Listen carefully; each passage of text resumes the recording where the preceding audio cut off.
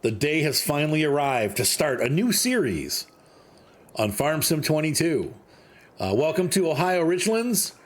For those of you that follow the build blog, hopefully you guys are feeling at home already. Those of you that haven't, we're going to take a real quick tour.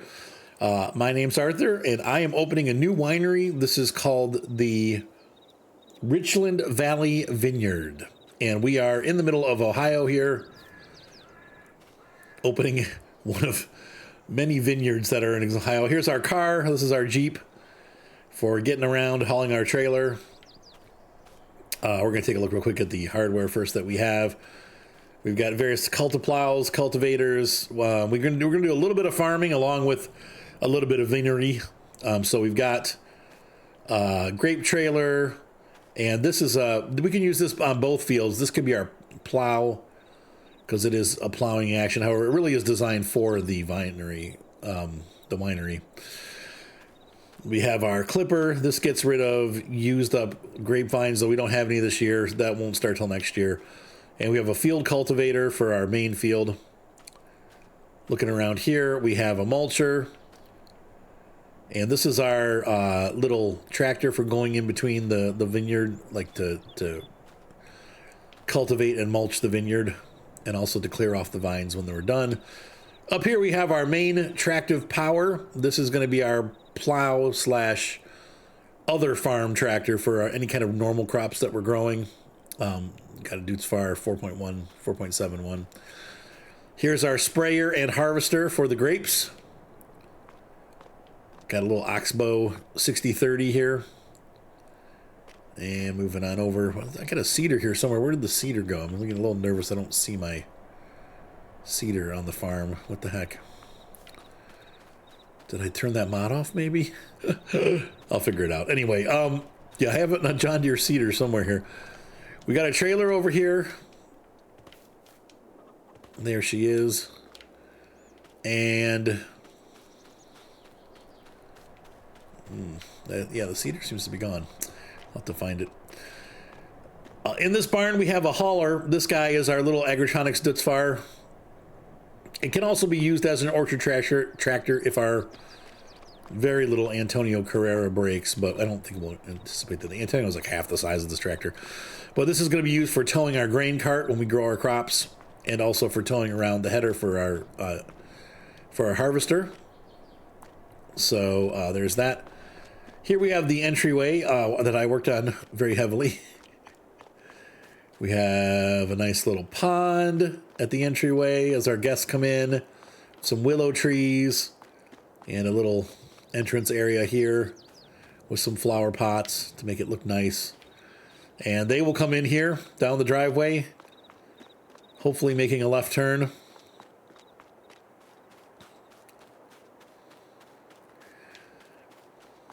And here is the winery.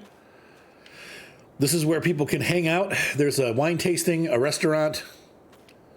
I'm not sure what collections is, but maybe collector's items. And we'll have this running year round. People can come here and buy stuff, and it should make us a little bit of money. This is the parking area for the people to come and park their vehicles. We do not own the wheat field here, but I own a field up there. I think for now we're just going to grow canola and or soybean, and we're going to grow soybeans on this field. We'll prep it this year for planting next year, but we don't need to plant yet until, I don't think we can plant soybeans until summer. And coming around back here, we have our vineyard. We have a nice sized area set aside for grapes. This should be enough to keep the winery going. Look at how long these vineyards are.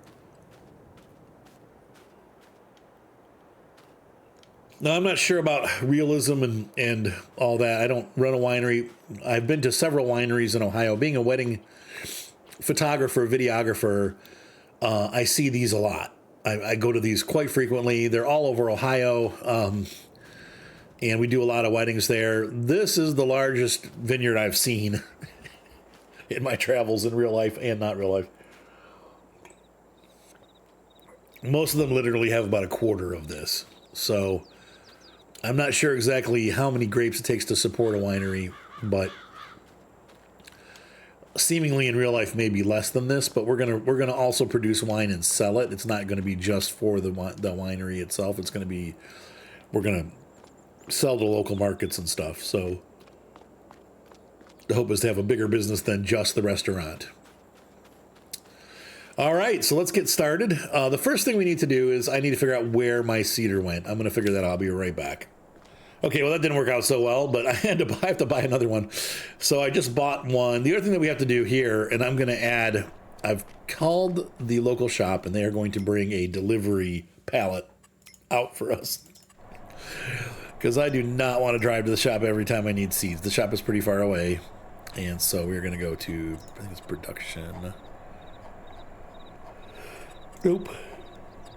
Tools? Yeah.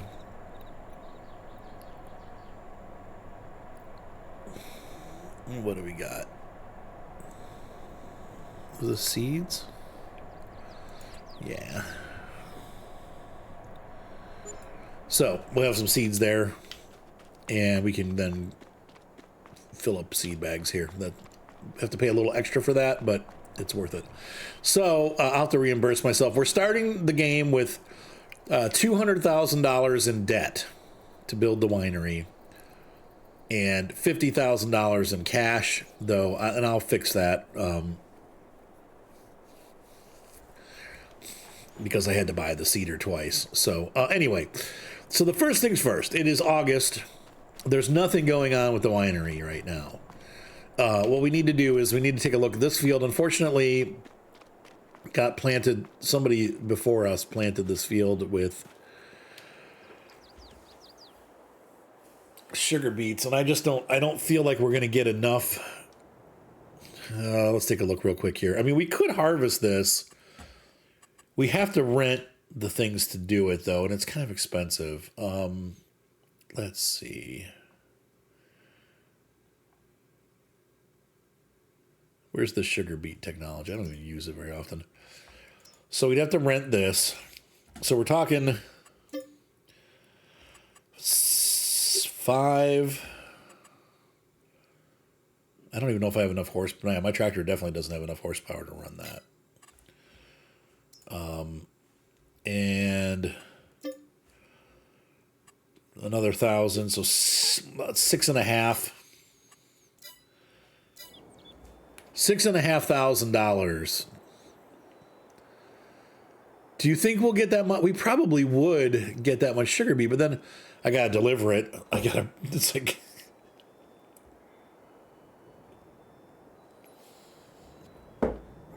how much do you think is worth? What do sugar beets go for? Let's take a look. And you can hear my laundry's done. I gotta go move it along.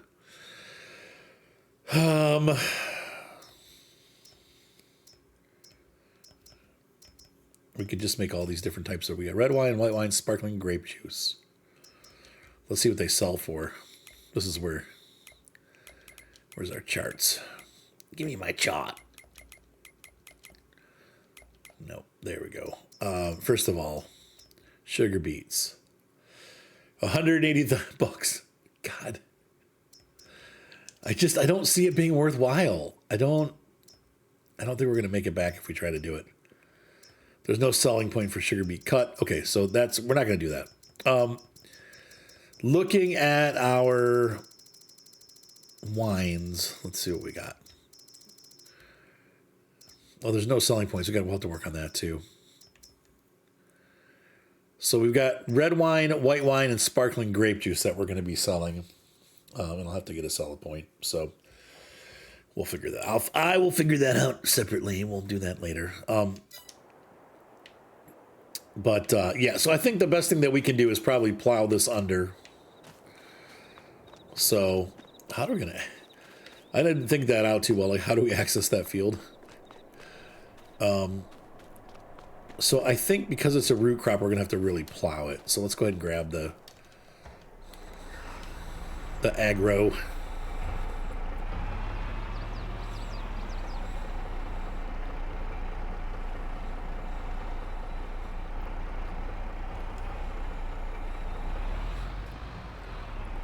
All right.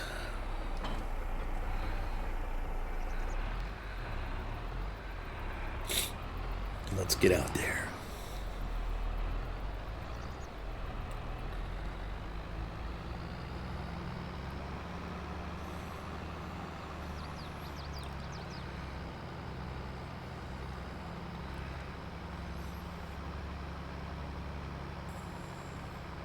So what I'll do is I'll find the local mart and we'll put a sell point for the wine there. Oops, a little oversight there on the build. It happens. We put so much work into the actual winery that I didn't realize we had to have a supporting shop. I thought the shops would just take it, but I forgot. You have to have very specific sell points.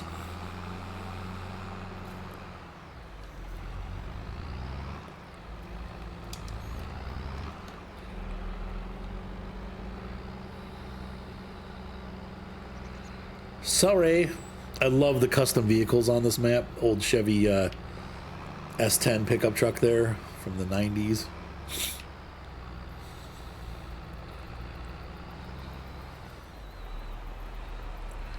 And a Prius. Ugh. All right, so let's go ahead and get this cultivated.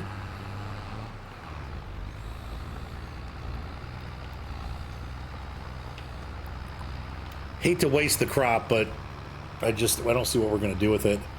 We're going to have to rent a stone remover too. Ugh.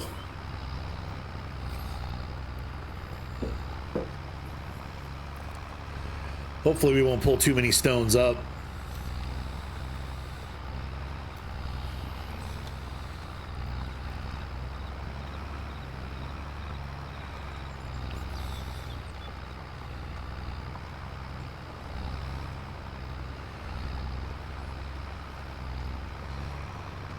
Look how well my construction did.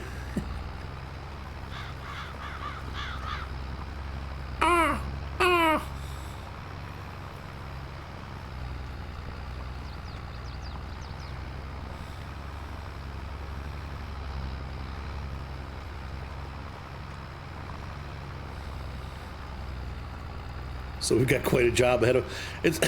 It's funny. This field is larger than it looks. On the map, it looks like a little tiny field, but it's actually a pretty decent sized field. I think we're going to get. I'm going to guesstimate like $10,000 to $20,000 a year of soybeans off this field, which we don't really, like I said, it's just there as a little bit of a bumper. We don't have to have it. It's not like we have to have that field, but it's nice to have a little bit extra coming in. Plus, it gives us something to do for the rest of the year because the grapes are just going to grow pretty much.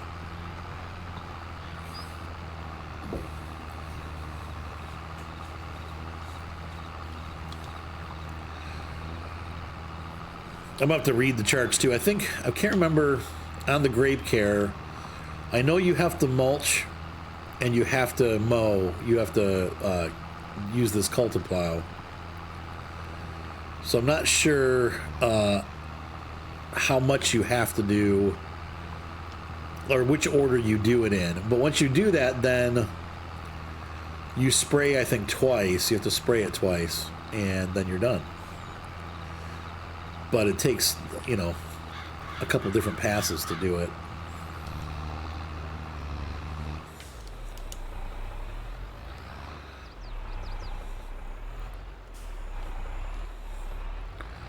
I think this tractor has just a little bit over 100 horsepower, which is why the decision has been made not to try to harvest these. I don't have a small enough tractor.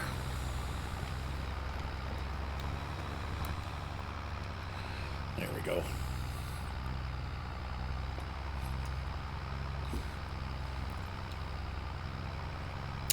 I think for the next episode, I will get a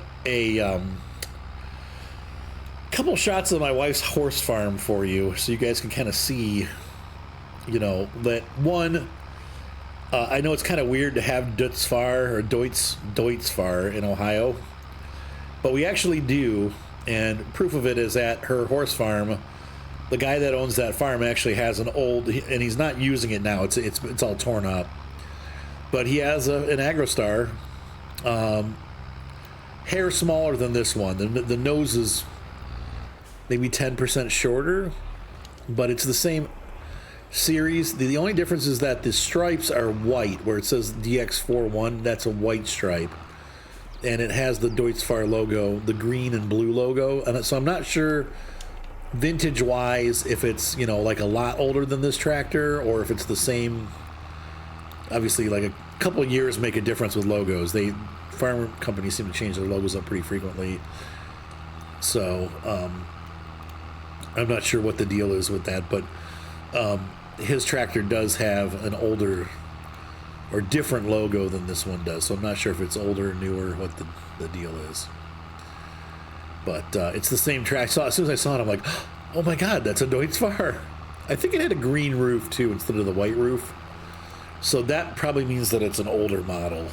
But I'll try to get a couple pictures of it to put in for you guys to be able to see in the next video, along with a little bit of video of my wife, her horse, the horse farm that I've been talking about, or barn, the barn that it's weird. It's such a weird setup. It's kind of a safe way for us to try this out. Years ago, we were like, we're going to buy a farm, and we talked about this. We just didn't have enough money to do it. But so what we've done is, it's an interesting thing. I had a little bit of money from the lawsuit that I won. And I'm thinking, you know, in the future, I don't want to just have, you know, like $10,000 sitting in a bank somewhere. I want that money working for us. So an opportunity came up, and we've talked a little bit about the channel, but I don't know if I've gone into details with you guys. A person so what the guy does is, there's this Amish dude or Mennonite dude that leases the barn. He owns this property. It's got 100 acres. It's split up into 3 different groups. Okay. First, there's the house that's on the property that he leases to 2 different people. Then there's 3 barns. Each barn has a set of stables in, or not stables, but I guess you'd call them stables, or you know, what the horses live in, like stalls. That's what I'm looking for. Not stables, but stalls. Stable is the building. The stall is the room that the horses live in. There's a front barn that's big. Upstairs, it has a hayloft that services the other 2 barns. The second barn is kind of medium-sized, more modern, and that has less stalls in it, but it has an office. And we don't lease that one yet, but we're thinking about it. So there was a couple there that has been doing this for years, and they've decided they want to retire and move to Kentucky. So they bought a property in Kentucky, and they bought a motorhome and a pickup truck, and they're going to move. They're in the process of getting water going on the land and getting electricity to the land and getting it all set up so that they can move their trailer down there. And eventually they're going to build a house on the property, but they're leaving. And because they're leaving, that brought up an opportunity for us to talk to the owner, and they dropped their agreement on the large barn and are just renting out the medium-sized barn. The medium-sized barn has 10 stalls, and our barn, the one that my wife rents, has 28 stalls. So my wife, over the last couple months, has been, unfortunately, we had to get rid of some people because they weren't paying their lease. They weren't paying for their lease. So we booted a couple people. The last of them is going to be gone on Monday. And so that gives us the opportunity to have all of the people that are in the barn paying for their stalls.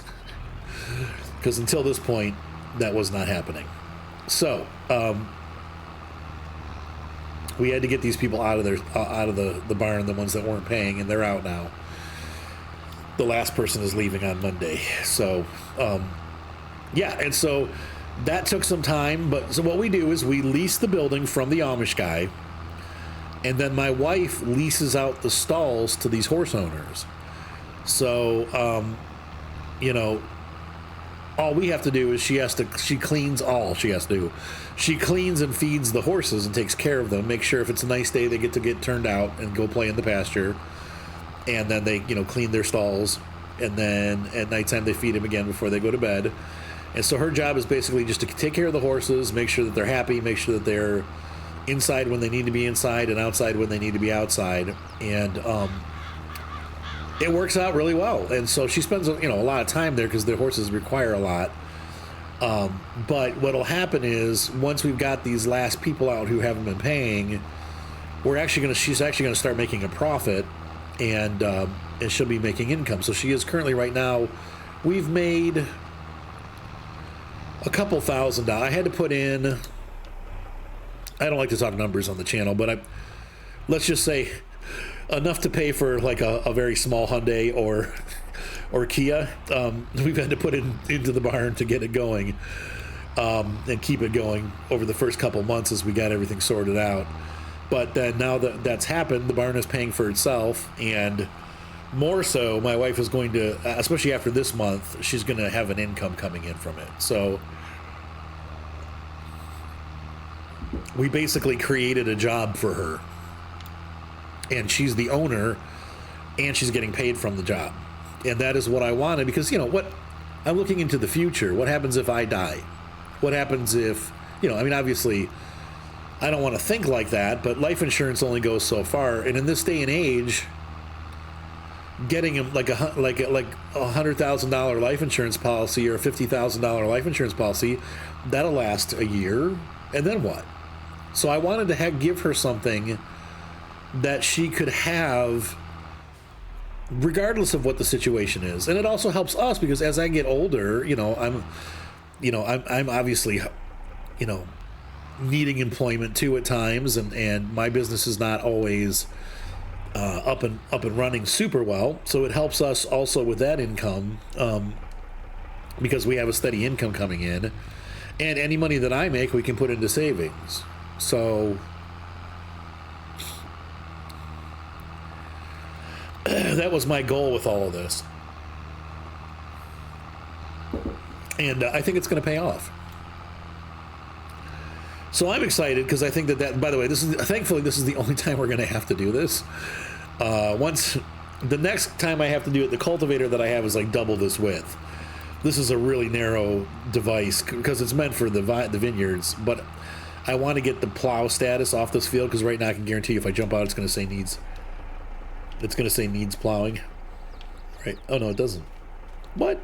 Oh, okay. Well, whatever. It's sugar beets. It's going to need plowing. So, but this is nice too because this will get us a fertilized state. So we're using it like oilseed radish.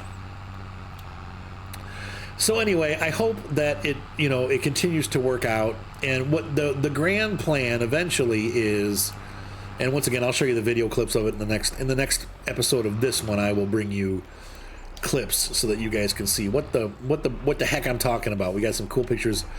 I got video of her driving the tractor with the baby inside the barn and just having fun with the horses, riding her horses, stuff like that. So you guys can kind of see what it's all about.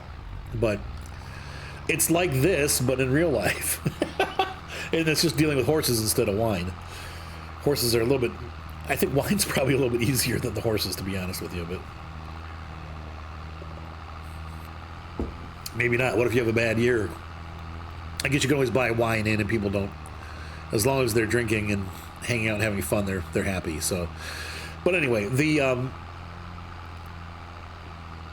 idea was to give her something more that she can have for the next 20 years, conceivably, to make income. But she also loves it. She's having so much fun down there. Like, I'm like, are you happy doing what you're doing? Like, it's a lot of work. Are you having fun? And she's like, yes. So she's really enjoying it. And that's what I like to see, the smile. You know what I mean? Like, she's loving what she's doing. So that's what I wanted. And so I think that it'll be a success for her, and it already is. Like, it's surprisingly quickly we started turning a profit, and that's good. That's what we needed. So now we just need to make back what we put into it, and then get that savings rolling. And I think that it'll probably take us through the winter to get there, but it's going to be good. This, on the other hand, is going to take a long time. So my goal for this series is to get us I want us to be done with $1 million and our loan paid off. So that's the goal for this series. Then we'll move on to the next series. But we're going to make $1 million and pay the loan off, and that should be good. So I'm going to go ahead and hire a worker to do this. Let's go ahead and let them go. There they go.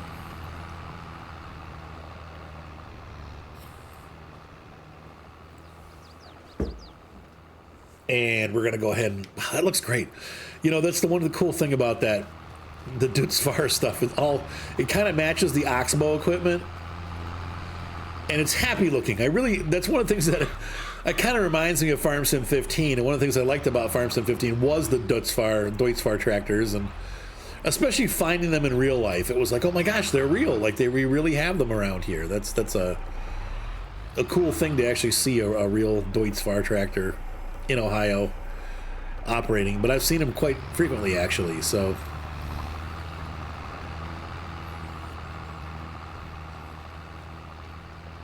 there he goes. All right. The thing that we need to do is we need to look at if we can find somewhere to buy our stuff. So a little bit onto the construction log while he's working. Look at it's a pretty big field. So the shop. Where's our? Well, first of all, let's see what they have. We should have production selling points. Oh, it's just $1. Look at that. Okay, that's cool. And this is a Hembler winery. And we need to find... Let's see. Let's look on the map real quick here. I need to get off the field first. Let's see what I got on the map. Now, I want to look at the big map. Because I don't know what's what.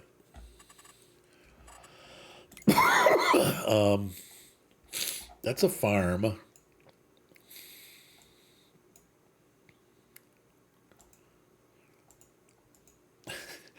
That looks like another farm, doesn't it? Flat bottom bins. Yeah. So what's this? Farm shop. That's okay. Vehicle shop, campground, restaurant. That would be a good place to have a sell point.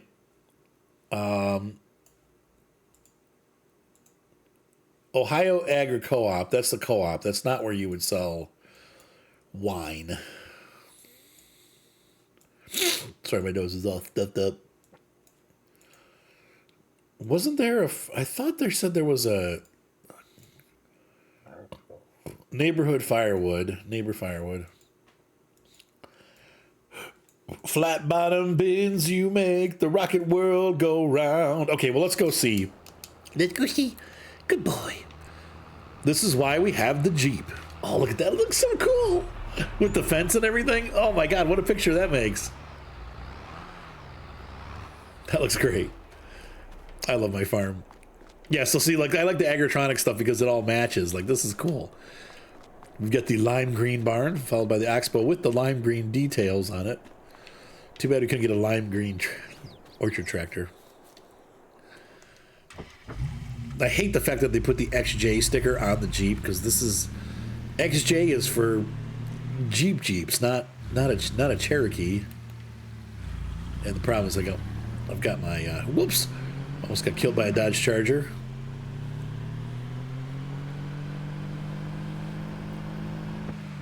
I didn't. I forgot to turn my track IR off, so it's still on. I can't turn my head. Oh well, I was driving trucks with Micah and Javius last night.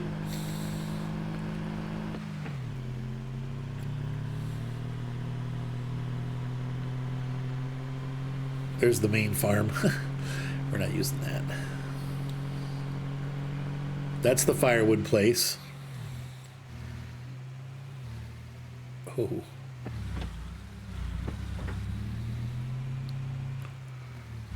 Route 97. I gotta figure out where 97 is. I'm thinking it's probably in Ashland. It sounds so familiar. But I live by the 80s. I'm not by like Route 83, Route 88, 82. so where's the farm shop? That's coming up on the left here.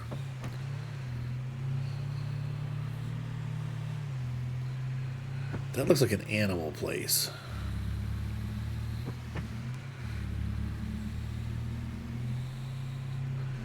So there's no grocery store on this place? What? No co-op?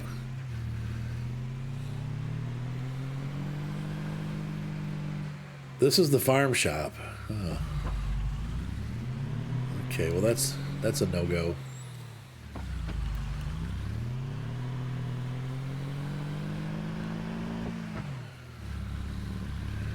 So what about this campground thing that we saw?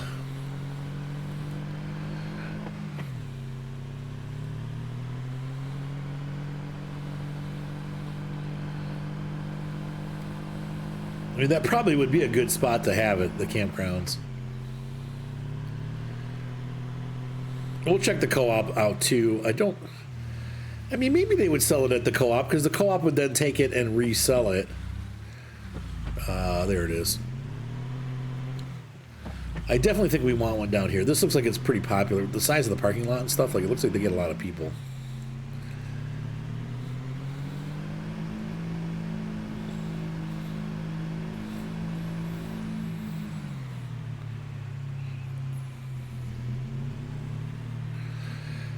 Yeah, this is a definite. If we can build it here, we need to build one here. So let's go.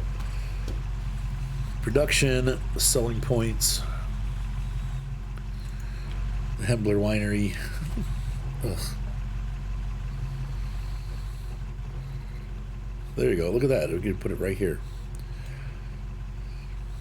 It's kind of silly that that's how they do it, but hey, it works. Okay, so we can sell our wine here.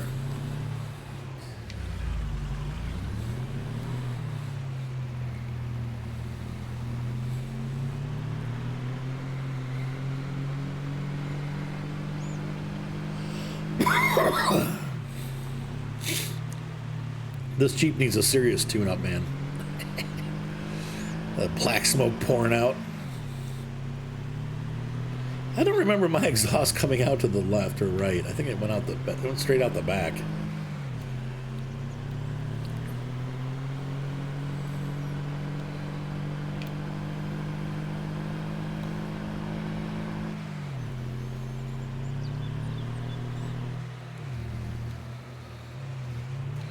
I really miss my Jeep. It's funny how this brings back those kind of memories. Like, it was small. I do remember, like, it's shockingly small. Like, the doors are like a regular Jeep size. It's not a big vehicle.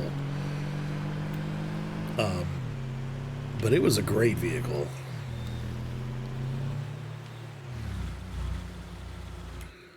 Let's see, co-op. Where are we? We're up here.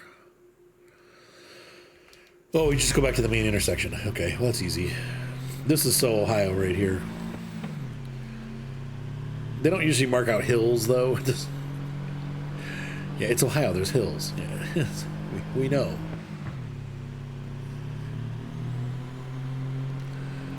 Just the good old boys.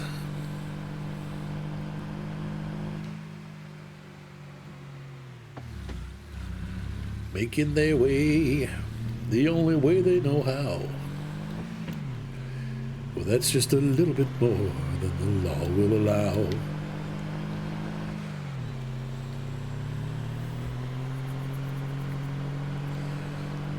Look out for the deer, and they're not kidding, man. I almost hit one this morning on the way to work. Dropping Moni off at work, we had a deer come out on the road. I grabbed the dog by the neck because he was hanging over the rail. Like, I didn't want him to hit the dashboard. I grabbed him by the neck and slammed on the brakes. I mean, I guess this could be our distribution sell point, or we might have to sell it ourselves. Go for some truck rides. All right, let's see here. Yeah, this could be a sell point for sure. So let's find a thingy.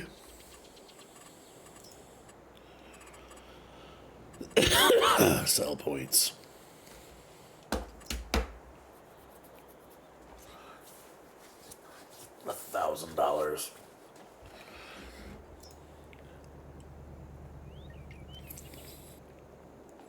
Just looking at all these different things. Hembler Winery. Make sure I'm just gonna do the Hembler. I wonder if they have different prices at different ones. Nope, I don't want to be there. I wanna see around. Aha! Ha, ha. Okay. Nope. You can no. All right, there we go. This I'll put it back here. Like.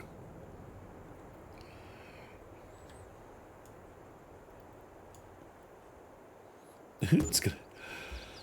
All right. Okay, so I think that does that. Let's go back and see how the harvest is going. Look at the chips. The paint's already chipping off my Jeep. Somebody did a crappy paint job.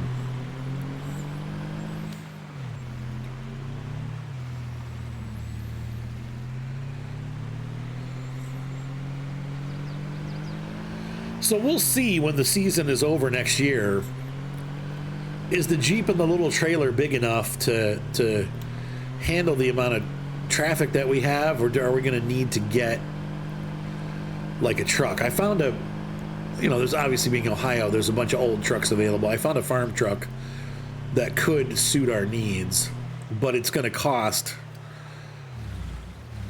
Sometimes you got to spend money to make money, but it's going to probably be, with the tractor and the trailer, $50,000 or $60,000, somewhere around there. So I've found a couple different trucks that are, they'd be fine for delivering to these short locations. They're like day cab trucks. They're not, but they could take us anywhere on this map. It just depends on how much wine comes out of that thing and when the sale date is. So.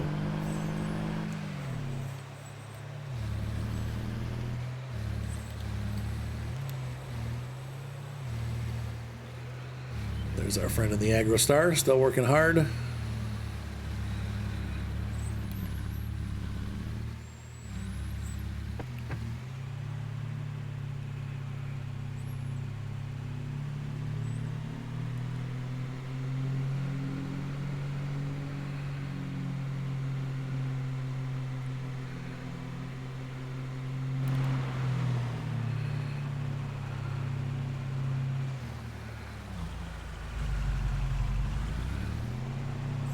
Welcome home. Sanitarium. Anyway. Leave me be. Just leave me alone. Well, while that's going on, give me 1 second here. I need to grab this and take it home. But, oh, shoot, I forgot to move my laundry along. Actually, we can, I'll take this back. Ladies and gentlemen, hopefully you enjoyed this first episode. It has been a little wacky and crazy and fun. I thought I put the weights on the front of this, but I guess it didn't.